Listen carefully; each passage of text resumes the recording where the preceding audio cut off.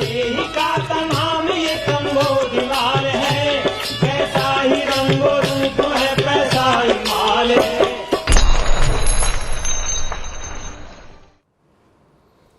नमस्कार, मैं हूं शुभम शंकर। आप देख रहे हैं मनी 9। समय हो गया है आपके favourite prime time show money central का। मेरे साथ स्टूडियो में मनी 9 के एडिटर अंशुमान तिवारी जी जुड़ गए हैं। सर, बहुत स्वागत है आपका। अंशुमान जी से चर्चा शुरू की जाए उससे पहले देखिए आप ऑन द शो आज शो में क्या खास होगा। शुरुआत होगी, देश में बंद होंगी 40,000 कंपनियां। कैसे बढ़ गया देश से कृषि निर्यात, गांव की सुस्त मांग से कंपनियां परेशान, फेड पॉलिसी से क्या निकली बड़ी बातें, रूस ने क्यों लिया यू टर्न और क्या फिर बढ़ेंगी सीएनजी की कीमतें। सरकार ऐसी 40,000 कंपनियों के रजिस्ट्रेशन रद्द करने की तैयारी कर रही है जिन्होंने रजिस्ट्रेशन के 6 महीने बाद भी कोई कारोबार शुरू नहीं किया है। इन 40,000 कंपनियों में से 7500 कंपनियां केवल दिल्ली और उसके आसपास की हैं, जिनका डी रजिस्ट्रेशन के पीछे सरकार की मंशा बताई जा रही है कि शेल कंपनियां या ऐसी कंपनियां जिनके जरिए मनी लॉन्ड्रिंग हो सकती है उसको रोकना है, इसलिए सरकार ऐसा कर रही है। कॉर्पोरेट अफेयर मंत्रालय के अनुसार देश में 23 लाख से ज्यादा रजिस्टर्ड कंपनियां, जिनमें से करीब 14 लाख कंपनियां एक्टिव हैं और 80,000 कंपनियों ने अपना कामकाज बंद कर दिया। 2016 में भी नोटबंदी के बाद सरकार ने इस तरह का कदम उठाया था।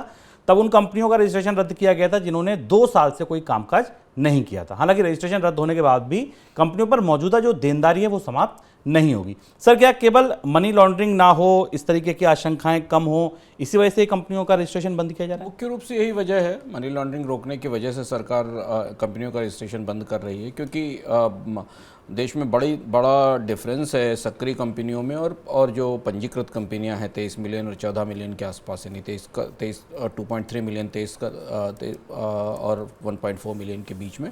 तो कोशिश ये है कि बहुत सारी शेल कंपनियों के मामले पिछले 2-3 साल में 4 साल में निकले हैं, इनका इस्तेमाल मनी लॉन्ड्रिंग के लिए या कंपनी के इनकम को छिपाने के लिए किया जाता है। प्रक्रिया ये होगी कि अगर कोई कंपनी 2 महीने तक जवाब नहीं देती है तो उसको डीएक्टिवेट किया जाएगा और उसे बंद माना जाएगा।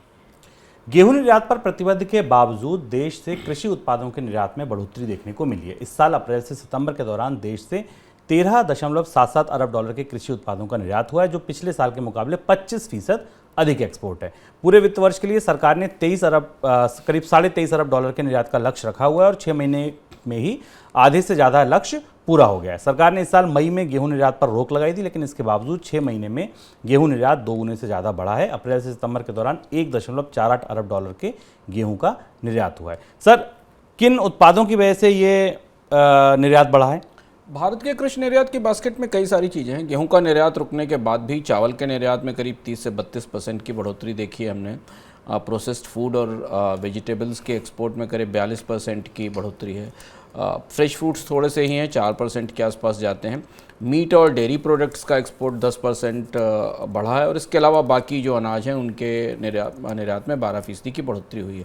फिलहाल गेहूं का निर्यात रुकने के बाद भी चावल के निर्यात को लेकर अभी उतना दबाव नहीं है और अगर खरीफ की फसल ठीक रहती है और सरकार के अनाज भंडारों में चावल ठीक ठाक आता है तो शायद चावल का निर्यात जारी रखा जाएगा। हालांकि जो टूटे हुआ चावल है उसको लेकर सरकार के भीतर अभी दुविधा बनी हुई है, पर बहुत कुछ निर्भर करेगा कि भारत की कृषि निर्यात से अनाजों का हिस्सा आने वाले 6 महीनों में बढ़ेगा कि नहीं, ये खरीफ की फसल की खरीदारी पर और सरकार के स्टॉक्स पर निर्भर होगा। अगली रिपोर्ट है मनी 9 की स्पेशल रिपोर्ट। स्पेशल रिपोर्ट है आज खाद्य तेल पर। खाद्य तेल के बाजार में पॉलिसी से लेकर बाजार तक देश में भी विदेश में भी बहुत कुछ घट रहा है। क्या कुछ घट रहा है और इससे कितना असर पड़ेगा कीमतों पर, यह बताएगी आपको मनोज कुमार की स्पेशल रिपोर्ट। सरकार ने तेल और तिलहन पर स्टॉक लिमिट हटाकर कहीं जल्दबाजी तो नहीं कर दी, क्योंकि स्टॉक लिमिट हटाने को लेकर सरकार ने जो तर्क दिया है वो हकीकत से परे नजर आता है। सरकार ने कहा है कि घरेलू मार्केट में खाने का तेल सस्ता हो रहा है और साथ में अंतर्राष्ट्रीय बाजार में भी कीमतें घटी हैं, लेकिन सरकार के इस तर्क को उसके उपभोक्ता विभाग के आंकड़ों का समर्थन नहीं मिल रहा। आंकड़े साफ कह रहे हैं कि अक्टूबर के अंतिम 20-22 दिनों में अधिकतर खाने के तेल महंगे हुए हैं। पाम और सोया तेल की कीमतों में तो 10 से 11% का उछाल आया है। 9 अक्टूबर को दिल्ली में पाम तेल का भाव 110 रुपए था, जो अक्टूबर के अंत में 121 रुपए तक पहुंच गया। इस दौरान सोया तेल का भाव 17 रुपए और सरसों तेल का भाव 5 रुपए बढ़ा है। विदेशी बाजार में भी खाने का तेल महंगा हुआ है। मलेशिया में पाम तेल का भाव 4500 रिंगिट प्रति टन पहुंच गया है, जो करीब 2 महीने में सबसे ज्यादा भाव है। यानी विदेशी बाजार में सस्ते खाद्य तेल का तर्क भी ठीक नहीं बैठ रहा। भारत को अपनी जरूरत का 60% खाने का तेल आयात करना पड़ता है तथा आयात होने वाले खाने के तेल में 60% हिस्सेदारी पाम तेल की होती है और जितना पाम तेल आयात होता है उसका लगभग आधा हिस्सा मलेशिया से ही आता है। ऊपर से इस साल खरीफ तिलहन का उत्पादन भी पिछले साल से कम है। कृषि मंत्रालय के आंकड़े साफ कह रहे हैं कि इस साल खरीफ सीजन के दौरान देश में 235 लाख टन तिलहन उत्पादन अनुमानित है, जबकि पिछले साल 238 लाख टन से ज्यादा फसल हुई थी। तिलहन उत्पादन घटने की वजह से खाद्य तेल उत्पादन में कमी आ सकती है। तिलहन उत्पादन में कमी और खाद्य तेल कीमतों में हुई बढ़ोतरी के आंकड़े पहले से सरकार के सामने मौजूद हैं, लेकिन इसके बावजूद सरकार ने थोक तेल तिलहन कारोबारियों के लिए स्टॉक लिमिट हटा दी है। स्टॉक लिमिट हटने से तेल और तिलहन की कालाबाजारी को बढ़ावा मिल सकता है और इससे खाने के तेल की महंगाई और भी बढ़ सकती है। यही वजह है कि स्टॉक लिमिट हटाने के सरकार के फैसले को लेकर सवाल उठ रहे हैं। मनी 9 के लिए मनोज कुमार। ग्रामीण क्षेत्रों में कमजोर मांग एफएमसीजी कंपनियों के लिए सिरदर्द बनी हुई है। पिछले 6 तिमाही से ग्रामीण क्षेत्रों में एफएमसीजी उत्पादों की मांग में लगातार कमी देखी जा रही है। हालात ऐसे हो गए हैं कि डिस्ट्रीब्यूटर्स को उधारी पर सामान की सप्लाई बढ़ानी पड़ी है। इसका असर कंपनियों की सेल पर भी पड़ा है। कंपनियों का कहना है कि महंगाई की वजह से सेल पर असर पड़ रहा है। सर, कितने दिनों का क्रेडिट अब मिल रहा है, कितने दिन की उधारी चल रही है? कंपनियां आमतौर पे अब 40 से 60 दिनों का क्रेडिट दे रही हैं और ये ग्रामीण क्षेत्र में जो मांग टूटने की खबरें लगातार आ रही हैं, त्योहार के बीच भी हमने ये लगातार देखा कि भारत के ग्रामीण इलाकों से उतनी अच्छी मांग नहीं आई और इसका बड़ा दबाव एफएमसीजी कंपनियों को, जो कि साबुन, मंजन और उपभोक्ता उत्पाद बनाती हैं, उनको उसका दबाव झेलना पड़ा। तो कुछ जो शहरी इलाके हैं, जो कस्बाई इलाके हैं, वहाँ 15 से 20 दिन के क्रेडिट पर सामान दिया जाता था, यानी डिस्ट्रीब्यूटर नीचे रिटेलर को 15 से 20 दिन की उधारी पर सामान देता था और 15-20 दिन बाद उसका पैसा वापस करके नई सप्लाई लेता था। अब ये 40 दिन बढ़ गया है और ग्रामीण इलाकों में 60 दिन तक जाने की संभावना दिखाई दे रही है, क्योंकि नीचे के स्तर पर वॉल्यूम ग्रोथ बुरी तरह गिरी हुई है। इस साल लगातार हमने देखा है कि भारत की उपभोक्ता उत्पाद कंपनियों के लिए बड़े बाजारों में, जो बड़ा भारत का कस्बाई और ग्रामीण बाजार है, वहाँ पर अच्छी डिमांड नहीं है, सप्लाई वॉल्यूम में बिक्री नहीं हो रही है। दूसरी चीज़ ये है कि जो डिस्ट्रीब्यूटर्स आमतौर पर 10 दिन में कंपनी से के वेयर हाउसेस से सामान उठाते थे, उसमें भी अब बढ़ोतरी हुई है। वो 15 से 20 दिन का समय ले रहे हैं डिस्ट्रीब्यूटर्स के से। तो ये जो सप्लाई की चेन है नीचे तक, उस पर दबाव दिखाई दे रहा है। हालांकि थोड़ा मिश्रित रिजल्ट है। बड़ी कंपनियां जिनके पास एफएमसीजी उत्पादों की बास्केट बहुत बड़ी है, जैसे कि हिंदुस्तान लीवर या नेस्ले जैसी कंपनियां, उन पर ज़्यादा असर है। कुछ ऐसी एफएमसीजी कंपनियां जिनके एक पास 2 ही 3-4 बड़े उत्पाद हैं, उन पर हमें उतना असर नहीं दिख रहा है।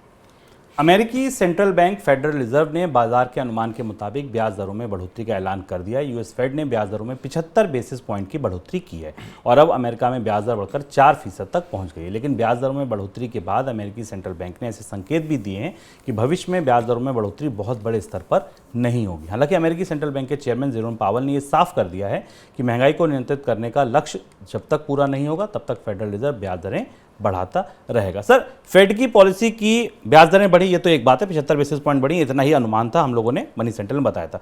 इसके अलावा 3 सबसे बड़ी बातें इस पॉलिसी की क्या रही? फेडरल रिजर्व की कल की पॉलिसी बाजार की दृष्टि से, बाजार की निगाह में अपेक्षित थी 75 बेसिस पॉइंट की, पर यहाँ से दुनिया की अर्थव्यवस्थाओं के लिए, भारत जैसी अर्थव्यवस्थाओं के लिए और पूरे विश्व के मौद्रिक प्रणाली के लिए एक दूसरे किस्म की चुनौती शुरू होती है। इसे हम इस तरह से समझ सकते हैं कि दुनिया भर के बैंक और खासतौर से अमेरिका का फेडरल रिजर्व महंगाई की बीमारी को रोकने के लिए जल्दी मंदी लाने की वैक्सीन लगाना चाहता था और उस वैक्सीन के जरिए वो महंगाई को तोड़ना चाहता था, जैसे कि वैक्सीन के असर से हल्का फुल्का बुखार आता और वायरस खत्म हो जाता है। कल अपने पूरे भाषण में इस 75 बेसिस पॉइंट की बढ़ोतरी के साथ फेडरल रिजर्व ने जो घोषणाएं की, वो इस वैक्सीन के, जो ताजी वैक्सीन दी जा रही है, इस वैक्सीन के आंशिक रूप से कामयाब होने की या कुछ हद तक असफल होने की घोषणाएं हैं। वैक्सीन ये थी कि बड़ी बीमारी को रोकने के लिए छोटी बीमारी इंड्यूस कर दी जाए, यानी आपको बड़ा बुखार ना आए इसलिए हल्का बुखार दिया जाए। बड़ा बुखार क्या था? बड़ा बुखार था स्टैगफ्लेशन। दुनिया को स्टैगफ्लेशन में नहीं जाना चाहिए, यानी कि आर्थिक विकास दर भी गिरती रहे और महंगाई भी बढ़ती रहे। ये ज़्यादा बड़ी समस्या है क्योंकि इससे ये बहुत जिद्दी और जटिल होती है, इसमें एक चीज़ दूसरे चीज़ को सपोर्ट करती रहती। इसके बजाय एक छोटी मंदी, 6 महीने 8 महीने की, साल भर की मंदी, एकदम उत्पादन गिरना, मांग टूटना और उसके बाद फिर बहुत तेज रिकवरी आती है, उसे रोका जाए। कल फेडरल रिजर्व ने 3 बड़ी बातें कही। एक तो फेडरल रिजर्व ने कहा कि हमारे पास अभी ऐसा कोई अनुमान नहीं कि महंगाई कब तक कम होगी, यानी फेडरल रिजर्व को समझ में आ गया कि इस इलाज के बाद भी महंगाई 8%, अमेरिका में तो 8% लंबे समय से बनी हुई है। 1980 के बाद हम देख रहे हैं महंगाई का इतना लंबा दौर, और दुनिया के बाकी बाजारों में भी महंगाई कम होने की गुंजाइश नहीं है। ये पहला महत्वपूर्ण संकेत था। दूसरा महत्वपूर्ण संकेत, फेडरल रिजर्व ने यह कहा कि हम ब्याज दरों में बढ़ोतरी बंद नहीं करने जा रहे हैं, लेकिन बाजारों ने शुरुआत में यह संकेत लिया कि शायद फेडरल रिजर्व ब्याज दरों आने वाले समय में ब्याज दरों में बढ़ोतरी को थोड़ा धीमा करेगा। बाद में जब प्रेस कॉन्फ्रेंस हुई जेरोम पावेल की, तो उन्होंने स्पष्ट कर दिया और उसके बाद बाजार में एक दूसरा रुख हमें दिखाई दिया। घोषणा के समय बाजारों ने दूसरा रुख दिखाया था और उसके बाद दूसरा रुख आया। जेरोम पावेल ने कहा कि ब्याज दरों में बढ़ोतरी पॉज करने या रोकने नहीं जा रहे हैं, ऐसा कोई हमारा प्लान नहीं है। संकेत ये लिए गए कि शायद 75 बेसिस पॉइंट की जगह 50 बेसिस पॉइंट या 40 बेसिस पॉइंट की धीमी बढ़ोतरी होगी। और तीसरी और महत्वपूर्ण बात यह कि फेडरल रिजर्व ने कहा कि हम सॉफ्ट लैंडिंग की, यानी अंततः मंदी ना आने की गारंटी नहीं दे सकते। अब ये तीनों परिस्थितियां इस तरफ इशारा कर रही हैं कि दुनिया की अर्थव्यवस्थाएं और बैंकर्स मार्च से लेकर अक्टूबर तक ब्याज दरों में बढ़ोतरी के भारी खुराक के बाद अब इस बात की तरफ जा रहे हैं कि महंगाई तो रोके नहीं रुकती। महंगाई को रोकने की सारी कोशिशें फिलहाल अभी सक्षम नहीं, क्योंकि बहुत सारे ढांचागत चुनौतियां हैं जिनके कारण महंगाई बनी रहेगी। तो अब थोड़ी थोड़ी ग्रोथ को भी सपोर्ट करते जाए या बिल्कुल ग्रोथ को ना सपोर्ट किया जाए। तो कल जेरोम पावेल ने यह भी कहा कि हमने जितनी बढ़ोतरी की है उसका असर आने में थोड़ा समय लगेगा। हम ये भी नहीं चाहते कि इकोनॉमिक ग्रोथ पूरी तरह टूट जाए। और ये एक किस्म से उस शब्द का, जिस शब्द का इस्तेमाल करने से दुनिया के बैंकर डरते हैं। दुनिया के बैंकर शुभम रिसेशन शब्द का इस्तेमाल करने से नहीं डरते हैं, दुनिया के बैंकर इन्फ्लेशन शब्द का इस्तेमाल करने से नहीं डरते, दुनिया के बैंकर स्टैगफ्लेशन शब्द से सबसे ज्यादा डरते हैं, क्योंकि स्टैगफ्लेशन इस पूरे परिवार का सबसे जिद्दी और सबसे नकचढ़ा बच्चा है, इसे संभालना सबसे मुश्किल काम है। तो इसलिए कल जेरोम पावेल ने दोनों बातें कहीं, संकेत में स्टैगफ्लेशन नहीं कहा, पर कहा कि ग्रोथ भी रहनी चाहिए और महंगाई तो भी लंबे समय तक रहेगी। ये बड़ा शिफ्ट है, ये शिफ्ट आपको आने वाले समय में अलग अलग बैंकों की पॉलिसीज में दिखाई देगा। सर, इस फैसले के बाद आज हमने देखा भारतीय मुद्रा बाजार में तो रुपया फिर से 83 के करीब पहुंचा। क्या लगता है आपको, फेड के इस स्टेप के बाद 75 बेसिस पॉइंट की बढ़ोतरी के बाद दुनिया भर की जो मुद्रा बाजार है उसमें क्या असर दिखेगा? थोड़ी सी ठंडक आएगी, क्योंकि दुनिया भर के मुद्रा बाजारों को भी ये संकेत मिल गया कि आज हमने डॉलर इंडेक्स में बढ़ोतरी देखी, करीब 112 के आसपास है, पर डॉलर इंडेक्स में वो उछाल या वो तेजी नहीं देखी जिस तेजी को हमने पिछले दिनों में जब ब्याज दरों में बढ़ोतरी हुई थी तब देखी थी। तो अब कुछ वास्तविकताएं स्वीकार कर ली गई दुनिया की अर्थव्यवस्थाओं में। महंगाई रहेगी, ग्रोथ गिरती रहेगी, तो इसलिए अगर ब्याज दरों में बहुत तेज बढ़ोतरी अमेरिका की तरफ से नहीं होती तो डॉलर इंडेक्स की मजबूती की भी रफ्तार थोड़ी धीमी रहेगी। लेकिन उसका असर आज हमें भारतीय बाजार में रुपए पर दिखाई पड़ा। रुपया जब 82 के पार अब 83 तक निकल चुका है, तो रुपए में गिरावट का एक बड़ा दौर है, हमारे सामने से गुजर चुका है। अब एक अगला बड़ा दौर इसके बाद की ब्याज दरों में बढ़ोतरी के आधार पर आएगा। लेकिन अब ये स्थिरता दुनिया के मुद्रा बाजारों में आ जानी चाहिए कि ये लड़ाई महंगाई से लंबी चलने वाली है और ब्याज दरों में बढ़ोतरी का समय लंबे समय तक चलने वाला है। तो अगर आप 6 महीने 8 महीने के परिदृश्य से देखें तो भारतीय रुपए को में 83 से 85 तक के लेवल जो हमें मिल रहे हैं, जो संभावनाएं दिखाई दे रही हैं मार्च तक की, वो अपनी जगह कायम है। इसके अब दूसरा बड़ा फैक्टर जो रुपए की कीमत को शायद प्रभावित करेगा आने वाले समय में, वो होगा कच्चे तेल की कीमतें। और उनमें अगर कोई बड़ा बदलाव होता है, बड़ा उतार चढ़ाव होता है, तो उसका असर हमें रुपए पर दिखाई देगा। इस बीच भारतीय रिजर्व बैंक यानी आरबीआई की मॉनेटरी पॉलिसी कमेटी की भी आज बैठक हुई। बैठक में सरकार को लिखी जाने वाली उस चिट्ठी पर चर्चा हुई जिसमें रिजर्व बैंक सरकार को बताएगा कि उसने तमाम प्रयासों के बावजूद महंगाई को कम क्यों नहीं कर पाई।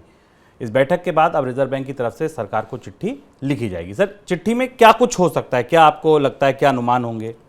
कुछ कुछ संकेत आरबीआई गवर्नर ने अपने ताज़ा भाषणों में कल एक कार्यक्रम के भाषण में दिए थे। दो हिस्सों में वो चिट्ठी होनी चाहिए। हालांकि आरबीआई गवर्नर ने स्पष्ट किया है कि वो चिट्ठी सार्वजनिक नहीं की जाएगी, इसलिए हम केवल ये समझ सकते हैं कि आरबीआई गवर्नर की तरफ से जो अलग अलग बयान दिए गए उनका रिफ्लेक्शन उस चिट्ठी में या उनकी छवि उन चिट्ठियों में उस चिट्ठी में दिखाई देगी। ये चिट्ठी सरकार को दी जाएगी, सरकार इसे अगर चाहेगी तो अपने पास रखेगी या संसद को दिखाना चाहेगी, उसके बाद कहीं ये सार्वजनिक रूप से जारी होगी तो हमें पता चलेगा कि रिजर्व बैंक ने अपनी तरफ से सरकार को क्या सफाई दी। 3 महत्वपूर्ण तर्क रिजर्व बैंक की तरफ से दिए जाने की संभावना है। तर्क नंबर 1, कच्चे तेल की कीमतों का हमारा अनुमान ठीक नहीं रहा। $100 के आसपास हमने नहीं सोचा था, $100 के आसपास कच्चे तेल की कीमतें पहुंच गई, जिससे महंगाई नहीं रुकी। मानसून बिगड़ गया, पहले मानसून कमजोर रहा, फिर मानसून सीमा से अधिक हुआ और इसने पूरे खाद्य अर्थव्यवस्था को डिस्टर्ब कर दिया। और तीसरी महत्वपूर्ण जो तर्क दिया जाएगा वो ये कि रिजर्व बैंक की जो ब्याज दरों में बढ़ोतरी उसका असर थोड़े समय के बाद दिखाई देगा, क्योंकि हमेशा एक लैग इफेक्ट के साथ आता है। तो इसलिए ये तो तर्क स्थायी तर्क हैं जो हमें मॉनेटरी पॉलिसी की जो कमेंट्रीज आती हैं हर बार जब बैठक होती है उससे दिखाई देता है। महत्वपूर्ण बात इसमें यह है कि रिजर्व बैंक सरकार को महंगाई से निपटने के अगले लक्ष्य क्या देता है और अगली रणनीति क्या देता है। अभी तक रिजर्व बैंक की तरफ से जो लक्ष्य दिए गए उन लक्ष्यों के हिसाब से अगले साल महंगाई 6.5% के आसपास रहेगी, यानी उसकी जो सहनी शक्ति है उससे ऊपर रहेगी, 6.5 से 7% के पास रहेगी। उसके बाद के साल में महंगाई की दर में 6% से नीचे 5% के आसपास का स्तर दिखाई देगा। अब मौजूदा परिस्थिति में जब फेडरल रिजर्व और दुनिया के बैंकर से मान रहे हैं कि महंगाई लंबी चलेगी, तो रिजर्व बैंक सरकार को जो लक्ष्य देगा अगला महंगाई का, जिस पर उसे खरे उतरना होगा, वो लक्ष्य क्या होगा, क्योंकि ये लक्ष्य तो गया, ये लड़ाई तो रिजर्व बैंक हार गया, इसे वो स्वीकार करेगा।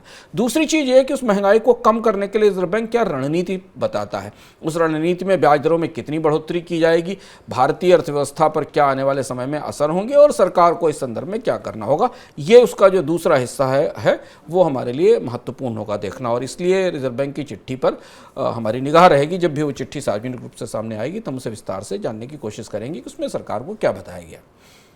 तेल कंपनियों को लागत से नीचे पेट्रोल और डीजल की बिक्री की वजह से हो रहे घाटे की भरपाई सरकार करती रहेगी। बुधवार को पेट्रोलियम मंत्री हरदीप पुरी ने यह बयान दिया। पिछले करीब 6 महीने से पेट्रोल डीजल की कीमतों में कोई बदलाव नहीं हुआ है, जबकि कच्चे तेल का भाव ऊपरी स्तर पर बना हुआ है। इस वजह से तेल कंपनियों को पेट्रोल डीजल पर नुकसान हो रहा है और ये नुकसान उनके तिमाही नतीजों में भी नजर आ रहा है। पेट्रोलियम मंत्री ने यह कहा कि तेल कंपनियों को हुए इस नुकसान की भरपाई के लिए सरकार वित्तीय सहायता देती रहेगी। सर, पहला सवाल, कितना नुकसान हो रहा है और कितनी भरपाई की जाएगी?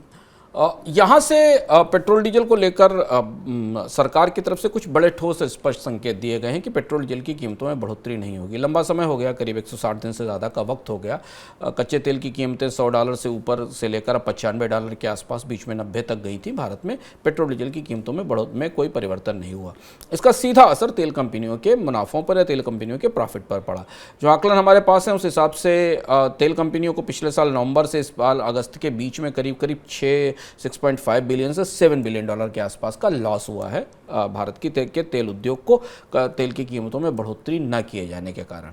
अब ये बढ़ोतरी अलग अलग कंपनियों के संदर्भ में अलग अलग है। अंडर रिकवरी 16 से 25 रुपए तक की उपलब्ध है। इसमें कुछ कंपनियों को जब तेल की कीमतों में गिरावट आई थी तो उनके घाटों में कुछ भरपाई हुई थी, लेकिन फिर भी भारत की तेल कंपनी इंडियन ऑयल कॉरपोरेशन पिछली तिमाही में जो हमारे पास जुलाई सितंबर की तिमाही का आंकड़ा आया था उसमें 272 करोड़ रुपए के घाटे में थी। हालांकि घाटा पिछली बार से थोड़ा सा कम हुआ था। यहाँ से सरकार ने नीतिगत रूप से, शायद इसके पीछे चुनाव भी एक बड़ी वजह हो सकती है क्योंकि चुनाव सामने है, नीतिगत रूप से सरकार ने इस बात के संकेत दे दिए हैं कि वो तेल कंपनियों के लिए को सब्सिडी देगी, यानी बजट से सब्सिडी का एक नया फ्रंट खोला जाएगा। और लंबे समय से भारतीय बाजार में तेल की कीमतों को अंतर्राष्ट्रीय बाजार से जोड़ने की जो प्रक्रिया स्थापित की गई थी वो फिलहाल अभी कुछ समय तक स्थगित रहेगी। सर, अब एक नए तरीके की सब्सिडी शुरू हो रही है। एक तरफ फर्टिलाइजर है, एक तरफ फूड। अब ये पेट्रोल की नई सब्सिडी, ऑयल सब्सिडी आप कह लीजिए, कितना बजट पर असर डालेगी ये? 22,000 करोड़ रुपए तो सरकार ने भी हाल में ही अप्रूव किए हैं तेल कंपनियों को पिछले घाटों से उबरने के लिए। अब अगर आप ये मान के चले कि तेल कंपनियों को 6.5 से 7 अरब डॉलर के आसपास का नुकसान हुआ है, अभी कच्चे तेल का जो मौजूदा भारत की बास्केट का रेट है वो $91 के आसपास है। और अगर एवरेज आप मान के चलिए रुपए के अवमूल्यन के को आधार बनाइए तो भारत को जो तेल मिल रहा है इस समय, अधिकांश तेल जो आ रहा है वो करीब 128 से $130 पर बैरल के हिसाब से रुपए के मूल्य को मिलाकर भारत की कंपनियों को पड़ रहा है, और इसलिए कंपनियों के लॉसेज आने वाले समय में काफ़ी बड़े हो सकते हैं। सरकार इसमें कितना फिनांसिंग करेगी, कंपनियों के डिविडेंड कितने रोके जाएंगे, कंपनियों को बाकी माध्यमों से संसाधन जुटाने के लिए कितना कहा जाएगा, ये अभी स्पष्ट नहीं है।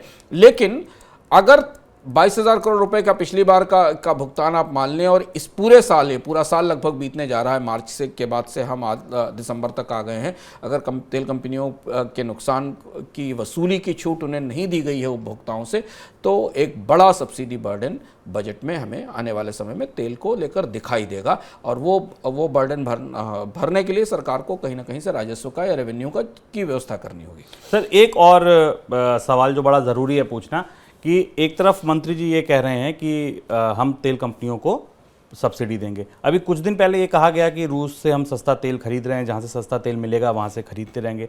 अगर रूस से सस्ता तेल खरीद रहे हैं तो फिर ये नुकसान क्यों हो रहे हैं? रूस से खरीदा गया सस्ता तेल, एक तो उसकी मात्रा बहुत कम है, पहली चीज़ ये, और उस अधिकांश तेल निजी कंपनियों ने खरीदा। सरकारी कंपनियों ने अगर खरीदा होता और उस सस्ते कच्चे तेल को आगे बांटा होता तो उनको इतने नुकसान नहीं हो रहे होते जो हमें नुकसान दिखाई दे रहे हैं। हालांकि पिछले महीनों में रूस भारत का प्रमुख कच्चे तेल का सप्लायर बनकर उभरा है, लेकिन फिर भी सरकारी तेल कंपनियों के पास उतना रूस का सस्ता तेल नहीं आ रहा है जितना कि बाकी स्रोतों से, जो मिडिल ईस्ट के बाजार है वहाँ से आ रहा है। और दूसरी बात ये कि जो हम लोगों ने कल के कार्यक्रम में भी डिस्कस की थी कि रूस का सस्ता कच्चा तेल डॉलर की कमजोरी के बाद एक दूसरे स्वरूप में हमारे सामने आता है। तो जो डिप्लोमेटिक बहसें हैं, जो राजनीतिक बहसें हैं, जिनके आधार पर हम ये सोचते हैं कि हम रूस से सस्ता कच्चा तेल खरीद रहे हैं और ये भारत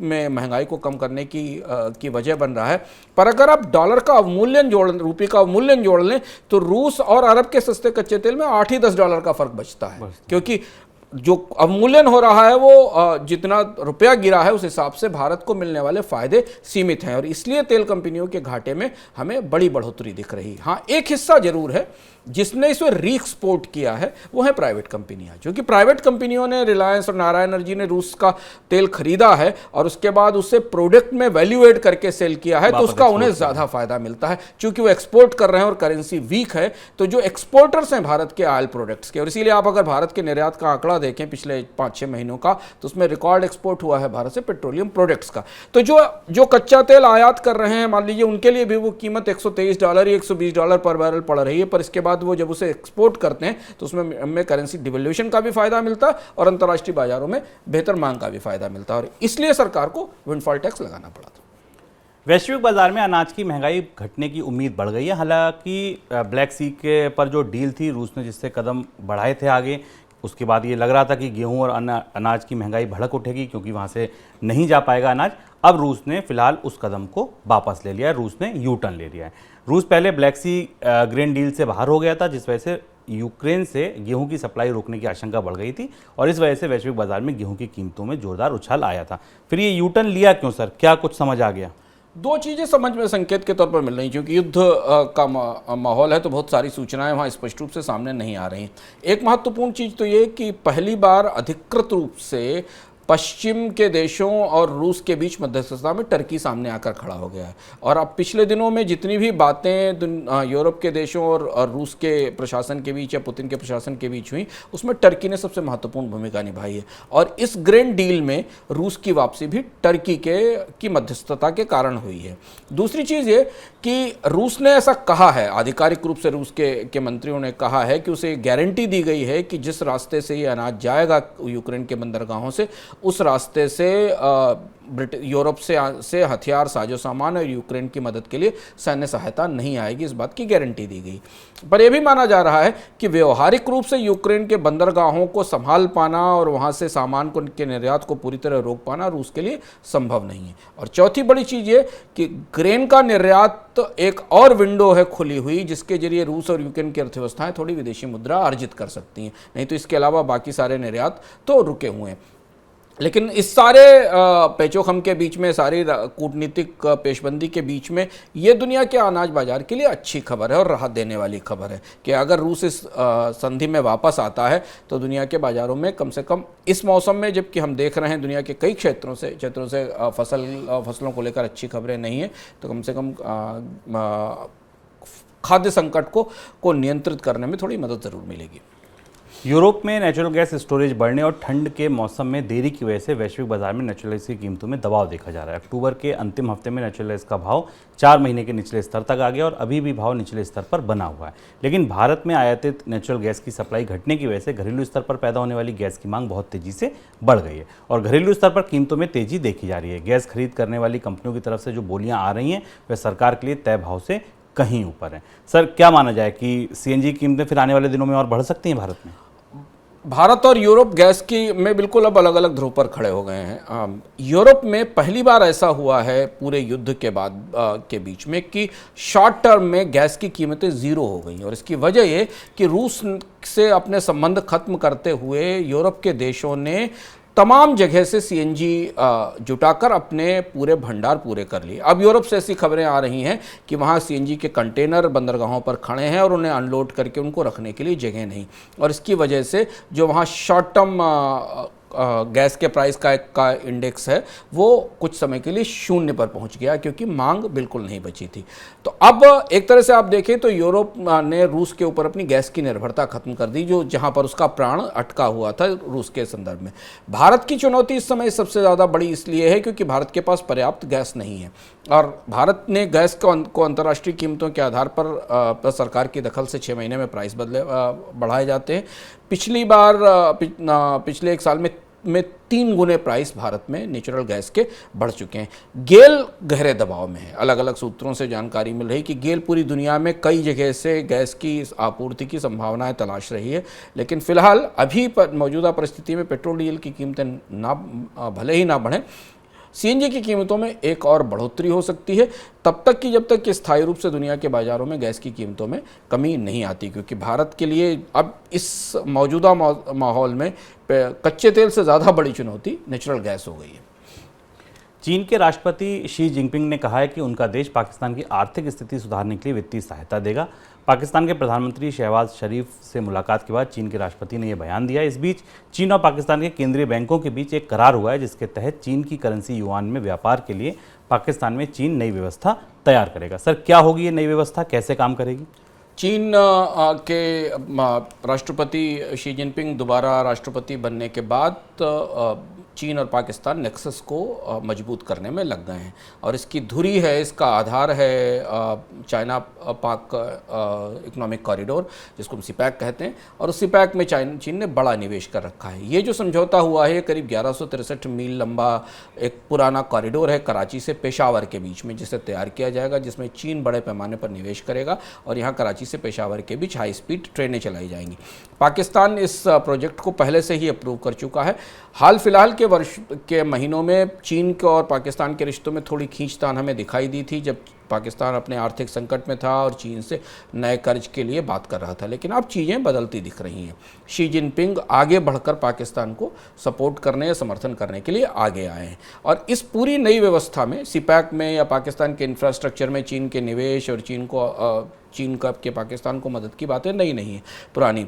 इस व्यवस्था में यह है कि ये सारा लेन देन युआन में होगा, यह पैसा चाइना से युआन के तौर पर पाकिस्तान में जाएगा और पाकिस्तान इस युआन के जरिए रशिया से ऑयल खरीदेगा, यानी कि एक युआन कॉरिडोर होगा जो चाइना से शुरू होकर पाकिस्तान होते हुए रूस तक जाएगा। हम हाल फिलहाल के वर्षों में देख रहे हैं कि चीन ने दुनिया के कई सारे देशों को जो उससे कर्ज ले रहे हैं उन्हें अपनी करेंसी अपनाने के लिए, अपनी करेंसी में ट्रेड करने के लिए प्रोत्साहित किया है। पर एक और पाकिस्तान की अर्थव्यवस्था के लिए महत्वपूर्ण है क्योंकि पाकिस्तान में निवेश की नया रास्ता खुल गया है। भारत के लिए डिप्लोमेटिक तौर पर यह बड़ी चुनौती है क्योंकि भारत रूस के साथ समर्थन में तो खड़ा हुआ है, पर भारत पर चीन, पाकिस्तान और रूस का जो ट्रायंगल है वो एक नए सिरे से आर्थिक रूप से एक नए स्वरूप में उभरता हुआ यहाँ दिखाई देता है। तो ये था हमारा आज का मनी सेंट्रल। उम्मीद है पसंद आया होगा आपको। कल शाम को फिर से 7 बजे मैं अंशुमान जी आएंगे मनी सेंट्रल की नई किस्त लेकर। तब तक के लिए दीजिए इजाजत। नमस्कार।